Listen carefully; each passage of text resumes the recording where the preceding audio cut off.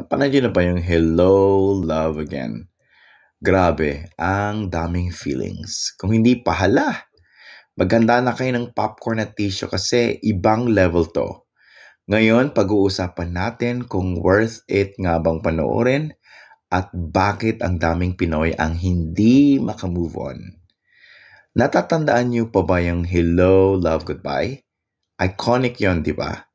Ito na. After years of waiting, bumalik sina Joy at Ethan.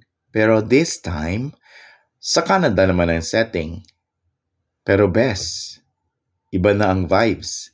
Hindi na ito yung typical na love story ng boy meets girl. Mas mature, mas masakit, at mas makarelate ang mga OFW natin. Alam mo yung feeling na yung ex mo bigla mong nakita ulit after so many years. Pwedeng nagbago na siya, pero deep inside, may something pa rin. Ganon ang nangyari dito. Pero bes, hindi lang ito tungkol sa balikan o closure. Ang daming layers ng story. Mga sakripisyo, pangarap, at yung tanong na, hanggang kailan tayo magpapanggap na okay lang?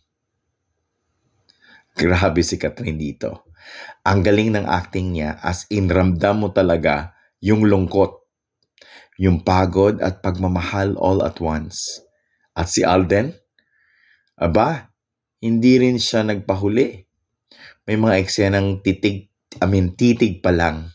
Parang gusto mo na ring umiyak. Pero syempre, hindi lahat perfect. May mga ibang nanood na nagsabing medyo predictable na ang kwento.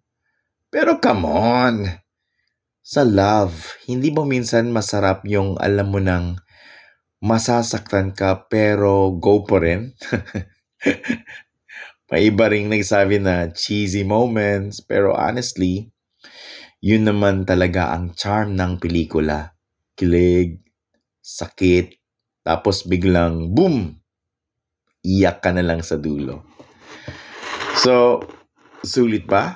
Kung gusto mong kiligin, masaktan, at maiyak sa loob ng 2 oras, sulit na sulit. Pero mas lalo kung OFW ka o may pamilya kang OFW, mas madudurog ang puso mo, promise. Kaya mga bes, kung gusto nyong maramdaman ang Hello, Love Again sa totoong buhay, manood na. At kung napanood mo na, ang comment down below kung anong scene ang pinakatumatak sa'yo. Let's talk about it. Don't forget to subscribe at i-share ito sa mga friends na hindi pa makamove on.